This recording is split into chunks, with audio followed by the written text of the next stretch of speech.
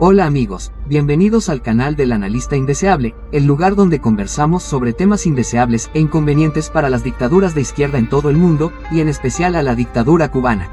En razonamientos anteriores, hemos hablado sobre las múltiples manifestaciones negativas, eventos desagradables y situaciones desesperadas que se manifiestan sobre Cuba. Hoy profundizaremos un poco sobre una de ellas en particular.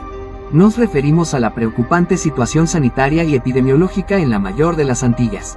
El tripandante en jefe, Detritus Magnus Castrus, siempre se preocupó por proyectar la imagen de que el sistema socialista podía brindar atención médica y un sistema de salud mucho mejor que el capitalista. Siempre se preocupó por darle a entender al mundo que la isla de Cuba, bajo el control y la influencia de un régimen socialista y comunista, era una potencia médica que no tenía nada que envidiarle al primer mundo. Esto cumplía una doble función.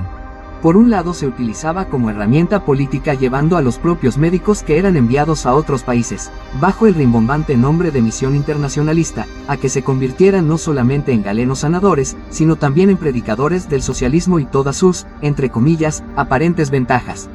La otra función que cumplían los médicos cubanos, además de dar la imagen de potencia médica y predicar el socialismo, era el de crear una imagen de calidad superior en los servicios y en el conocimiento.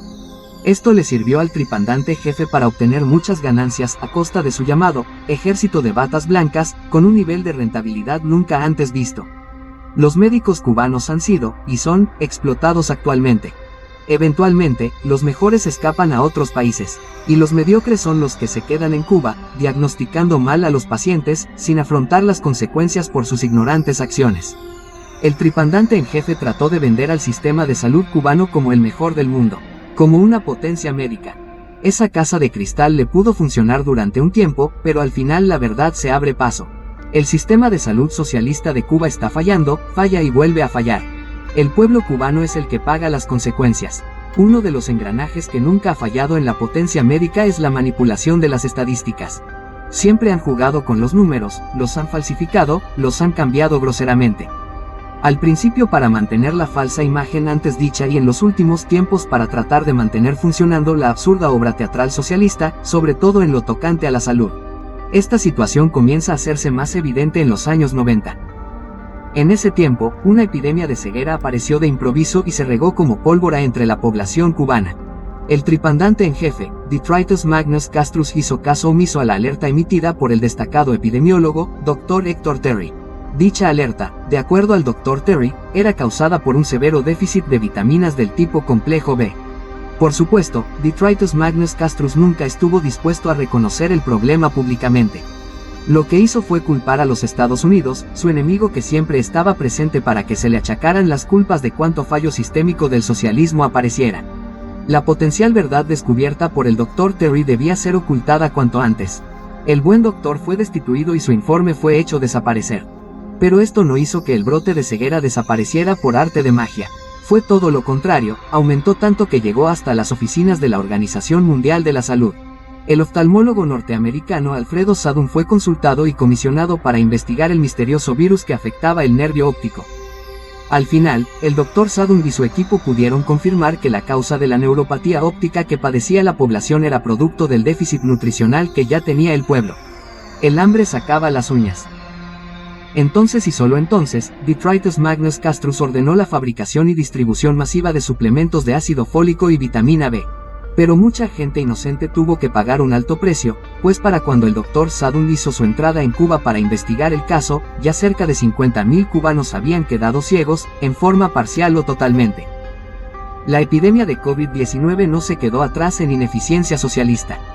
Con los dólares del turismo en mente, muchos protocolos fueron violados o pasados por alto, por culpa del desgobierno encabezado por el títere de turno, Estela Canela.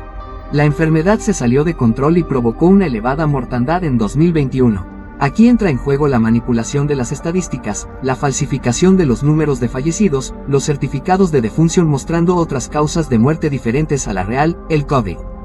Estela Canela se lanzó a fabricar 4 candidatos vacunales mientras los hospitales se quedaban sin oxígeno medicinal y antibióticos. Priorizó fondos para construir hoteles, mientras las salas de terapia colapsaban. Hizo una compra gigantesca de autos para la Policía Nacional y el turismo, mientras los cubanos morían por falta de aire en sus casas, sin ambulancias para trasladarlos a los centros de salud. En julio de 2025, surge en el municipio Perico, en Matanzas, una alerta en redes sociales sobre un misterioso virus que afectaba a varios vecinos en una misma cuadra. Poco después, dicho virus comienza a expandirse, en medio del silencio y la inactividad más cómplice por parte de la dictadura cubana. La provincia de Matanzas pidió auxilio mientras las autoridades del Ministerio de Salud Pública afirmaban que no había razón para alarmarse y el régimen organizaba marchas en apoyo a Gaza y Palestina. Cuando al final se dignaron a enviar una comisión de especialistas a Matanzas, ya había decenas de fallecidos y el virus fue reportado en provincias vecinas. Dicho virus se caracteriza por casos de fiebre alta, dolores articulares insoportables y cuadros severos de deshidratación. Luego de un valioso tiempo perdido, fue confirmado el serotipo 4 del dengue, más agresivo, y se confirmó la expansión del virus chikungunya. Luego de los sucesos acontecidos en el municipio Perico, meses después, es que la dictadura cubana ha declarado una epidemia de chikungunya en la isla, con miles de casos reportados diariamente, así como el aumento de pacientes graves, críticos y fallecidos, entre ellos menores de edad. La cantidad de casos reportados oficialmente por la dictadura no se acercan ni de lejos a la realidad. Manipulan los números como siempre, hacen parecer que hay menos víctimas de las que en verdad existen. Nuevamente la salud y las vidas de los cubanos quedaron desprotegidas mientras el gobierno dilapidaba dinero en causas ajenas. Para que se vea la manipulación estadística hecha por el desgobierno cubano, hay que atender al hecho de que en estos primeros días de diciembre de 2025, la dictadura cubana reporta un total de 33 fallecidos por la supuesta arbovirosis. De esos 33, 12 fueron diagnosticados con dengue y 21 con chikungunya. 14 eran menores de edad. Sin embargo, organizaciones independientes que no tienen encima la presión socialista que obliga a mentir descaradamente, como el Observatorio Cubano de Conflictos y la Fundación para los Derechos Humanos en Cuba, documentaron al menos 87 muertes vinculadas a la epidemia, con casos reportados en diversas provincias, lo que sugiere una subestimación o una manipulación abierta y flagrante de las cifras oficiales. Al parecer, otro ejemplo de manipulación se manifiesta al no incluir en los reportes oficiales del Ministerio de Salud Pública a la provincia Santiago de Cuba. Entre las más afectadas por arbovirosis, oficialmente son La Habana, Matanzas y Cienfuegos. La realidad absoluta es que cada día aparecen nuevos pacientes graves con fiebre alta, deshidratación, problemas respiratorios u otros cuadros, aún más graves. Cada día mueren personas que podrían salvarse si hubiera recursos bien administrados por la dictadura cubana. En Santiago de Cuba parece manifestarse un patrón muy peculiar de este misterioso virus X. Tenemos el caso de un hombre llamado Enrique, el cual era residente en la calle Pedrera, muy cerca de una rotonda conocida como La Raspadura, donde existe una improvisada piquera de motos desde hace años. Enrique era paciente de cáncer desde hace varios años y no caminaba fuera de su casa, por problemas severos al caminar, llegando al punto de no poder levantarse de la cama. A finales de octubre de 2025, Enrique contrajo el virus X. Se sabe con certeza, pues las señales y sintomatología no coinciden con los otros virus, pertenecientes a las ramas del arbovirus. Sus hijos lo llevaron al hospital y le pusieron sueros. Enrique falleció el 7 de noviembre de 2025, sin un diagnóstico claro. Enrique no ha sido el único fallecido en la zona de la rotonda de La Raspadura. Antes de Enrique hubo 3 fallecidos, todos en los alrededores de la citada rotonda. De acuerdo a fuentes noticiosas independientes, una niña de 3 años, de nombre Valerie Rodríguez, fue ingresada en el Hospital Infantil Norte, el 17 de noviembre de 2025. Parecía tener un estado crítico por una crisis respiratoria. Necesitaba ventilación mecánica y la potencia médica cubana no tenía disponibles en la ONDI. Tal vez se pudo haber encontrado en la Clínica Internacional para Turistas Extranjeros, ubicada en Paseo Martí número 561, entre calle C y calle D, Reparto Sueño, Santiago de Cuba, a tan solo algunas cuadras de distancia. Pero esos recursos no son para el pueblo cubano. La pequeña Valerie no pudo sobrevivir. ¿Quién responde por eso en la cacareada potencia médica del difunto tripandante en jefe? Solamente 3 días después, se repite la tragedia. En la noche del miércoles 20 de noviembre de 2025, otro pequeño angelito falleció, en el mismo hospital. Era Sheila Sinay Escobar Puente y tenía fiebre, vómitos y diarrea. Las fuentes consultadas plantean que el médico de guardia determinó que tenía una deshidratación moderada, motivo por el que se le suministró un suero de dextrosa al 30%. Después de la medicación, Sheila fue dada de alta, pero en poco tiempo sus familiares tuvieron que llevarla nuevamente al hospital, esta vez con un shock metabólico bastante severo, que se tornó crítico e irreversible. El hecho de que se usara la dextrosa al 30% en un cuadro de deshidratación ligera ha generado dudas dentro de la comunidad médica. Se ha hablado de que la niña llegó al hospital con principios de diabetes tipo 1, dando a entender que ya venía presentando los síntomas de esta enfermedad.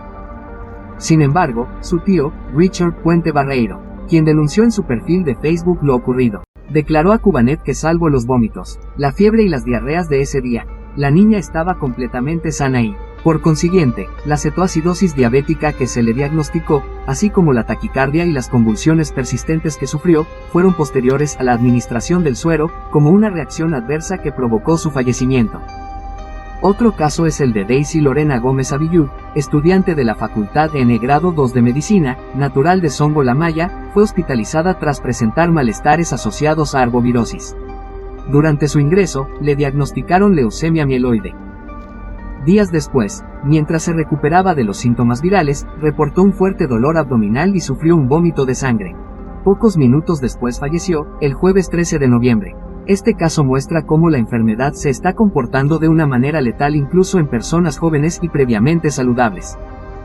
Yurislady Suárez Suárez, natural de Palma Soriano, de 41 años de edad y diabética, murió a causa del virus, de acuerdo al testimonio de un familiar muy cercano que pidió anonimato para proteger su identidad. Textualmente dijo, ella ingresó en el hospital de Palma el 2 de noviembre, con síntomas compatibles con chikungunya. 2 días después, cayó en coma y fue conectada a ventilación mecánica. Falleció poco después y lo que nos dijeron fue que el virus, no se sabe cuál, le había descompensado la diabetes y no pudo rebasarlo. Estos y otros casos parecen compartir un elemento en común. Es la existencia de algún tipo de enfermedad, condición subyacente o sistema inmunitario debilitado en todos los fallecidos. Esto parece hacer que el virus X sea fulminante en estas circunstancias en particular. Algo que está haciendo mucho peor al chikungunya y los otros virus en Cuba, no son las mutaciones que pudieran tener, sino las condiciones estructurales que enfrenta la población cubana. Malnutrición, escasez de alimentos y medicamentos, saturación hospitalaria y un sistema sanitario debilitado. Una pista sobre lo que pudiera ser el virus X ha salido a la luz recientemente. Medios internacionales de prensa mencionaron a una cubana residente en Italia, que tras visitar la isla y regresar a Italia, habría presentado síntomas compatibles con la fiebre del Nilo Occidental. A pesar de que las autoridades sanitarias cubanas niegan la existencia del virus del Nilo en Cuba, las conexiones son evidentes. La dictadura cubana se escuda en el hecho de que es un solo caso y que no tienen resultados positivos en ninguna muestra analizada en el IPK en La Habana. Pero esto no es concluyente, pues si la cubana fue diagnosticada justamente al salir de Cuba, es obvio que algo más está atacando al pueblo cubano a nivel virológico. Las estadísticas inexactas y manipuladas no ayudan en nada. El pueblo muere y lo hace con incertidumbre y miedo. En La Habana anda circulando junto a los arbovirus una nueva cepa de hepatitis A. Igualmente se reportan en las redes personas con neumonías severas y similares sintomatologías respiratorias, lo cual sugiere COVID, o alguna variedad mutada, pues la llamada potencia médica se jacta de haber vacunado y salvado a miles de personas del COVID, ¿verdad? La presencia de neumonías severas contradice la clínica de enfermedades transmitidas por un mosquito, así como la velocidad de transmisión, propagación y crecimiento exponencial. Eso no forma parte de la arbovirosis. La percepción es que el virus X es demasiado fuerte, muy intenso e incapacitante, como si fueran muchos virus en uno. Tal vez el virus X es otro racimo de virus, pero que no tienen características comunes entre sí, como los arbovirus dengue, zika, chikungunya, oropuche y etc. No necesariamente estarían relacionados entre sí, pero se encuentran actuando simultáneamente sobre toda Cuba. Todo eso, con hospitales colapsados, sin reactivos ni insumos, ni medicamentos. Los médicos mandan a los pacientes a conseguir las medicinas por su cuenta. Y todo, con los ya habituales apagones de varias horas, que obligan a las personas a abrir puertas y ventanas por el calor, exponiéndose a más mosquitos, en un círculo vicioso difícil de cerrar. A esto se suma también la falta de agua corriente regular, que hace que en casi toda Cuba los hogares tengan que almacenar agua para garantizar el abasto, en tanques, ollas y envases que a veces también se convierten en criaderos de mosquitos. En verdad que algo muy preocupante está sucediendo en Matanzas, en Santiago de Cuba y en otras partes de la isla. En medio de una manifestación exponencial de múltiples virus y epidemias al mismo tiempo en Cuba, sobresale la obvia inacción por parte de la dictadura cubana. El pueblo sigue muriendo, los números de fallecidos y las causas están siendo modificadas, a la cara, delante de todo el mundo.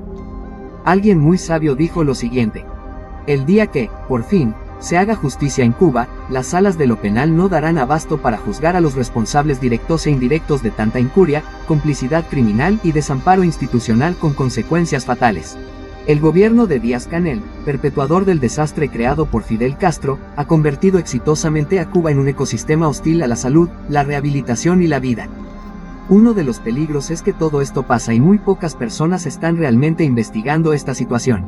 Esencialmente, a muy poca gente le interesa. La inmensa mayoría dentro de Cuba trata de adaptarse y aceptarlo como parte de su día a día y no hacen más nada. Saben lo que está sucediendo, saben que algo raro, algo muy raro, está pasando y quizás lo comenten con sus personas de confianza, pero no van más allá. Veremos si surge otro caso que pueda revelarse como una pista sobre lo que está atacando a un pueblo indefenso, de forma camuflada y escondida entre todo el racimo de arbovirus. La incapacidad y la falta de preocupación por parte de la dictadura me resulta muy sospechosa. ¿Será esto un caso de gigantesca incapacidad gubernamental que ya se manifiesta como colapso? ¿O hay alguien desarrollando y probando una o más armas biológicas, para luego venderlas al mejor postor? ¿Hay alguien experimentando armas biológicas con el pueblo cubano? No me digan exagerado, pues el mismo tripandante en jefe, cuando el brote de dengue en 1981, dijo que fue un ataque biológico. Lo fue. ¿Existe alguien pagándole al gobierno cubano para probar armas biológicas dentro de su territorio? ¿Está el pueblo cubano siendo usado como conejillo de indias? Solo el tiempo lo dirá. Esta alerta la decimos aquí, en las plataformas del analista indeseable. De todo corazón, espero estar equivocado. Si llegaste hasta aquí, muchas gracias. Comparte nuestro contenido para que el pueblo de Cuba salga de las sombras en la que se encuentra sumido. Que todos tengamos una Cuba libre.